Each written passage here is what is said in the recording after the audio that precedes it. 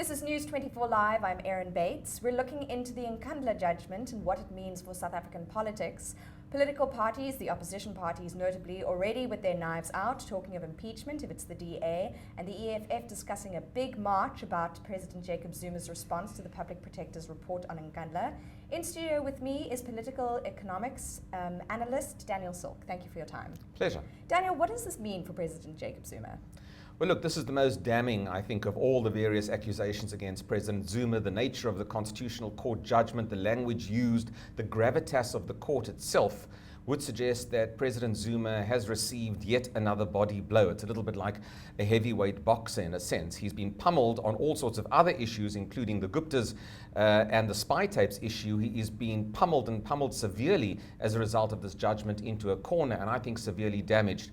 Look, ultimately it plays into all of these other issues. His power has been whittled away already, and I think this kind of issue whittles away his political power, his ability to make critical decisions, perhaps his ability even to reshuffle his own cabinet, I think now is seriously in question.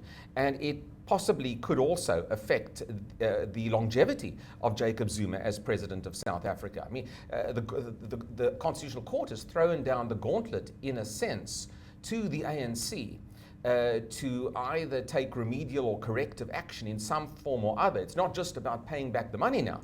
It's also about politically how the ANC sees Jacob Zuma's term of office going forward, and whether the ANC itself is prepared to live with Jacob Zuma as the head of state, particularly as we move into not only local government elections, but as we move towards the elective conference at the end of next year and working towards the 2019 elections. So it becomes a very complex and uncomfortable position for the ANC going forward, and as a result, President Zuma's own power base is rapidly being eroded as a result of this judgment.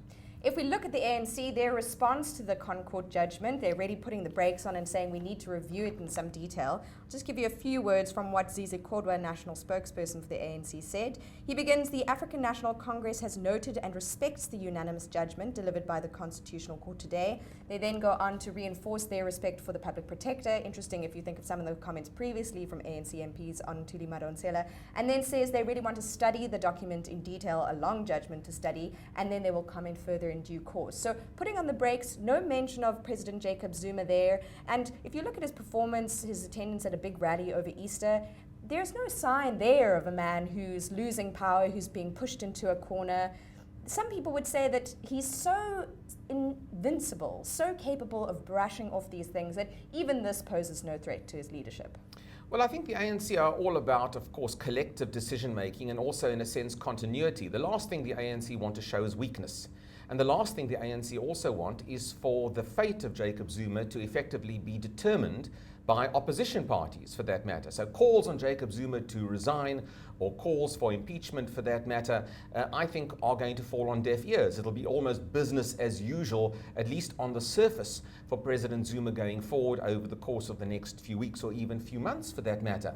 This is all about now the ANC trying to find some sort of workable internal mechanism to deal with the issue, to investigate the issue, and potentially to find some sort of fairly safe exit strategy for Jacob Zuma going forward. Whether that happens this year or whether that happens at the end of next year, that may be the case. So I don't think we're looking at some sort of quick fix reaction to what's been said this morning, as damning as it might be. I think the nature of ANC politics and, of course, the need to ring-fence President Zuma from further embarrassment, whether it's legal or otherwise, on a whole host of other issues, also probably has to be ironed out. So the statement, I think, from the ANC now is relatively predictable in terms of how they would react to this kind of issue. It's going to be a more drawn-out process just to see on what side of the dice does the ANC caucus and the National Executive Committee fall. Is it going to support the removal of Jacob Zuma early, or in fact, will they decide that, in a sense, we'll go with Jacob Zuma for as long as we can, but they may well face not only the wrath of the electorate in local government elections, but they will face an increasingly divided ANC and divided ANC caucus as a result. So you're really speaking to factions within the ANC, a topic that's gained a lot of attention, discussion in Parliament about factions and also in the newspapers. We'll be following up on that with more details about what this means for the leadership party and what kinds of questions and conversations may be happening behind closed doors in the wake of the Constitutional Court judgment. Stay with News 24 Live with Daniel Silk in a minute with more on this.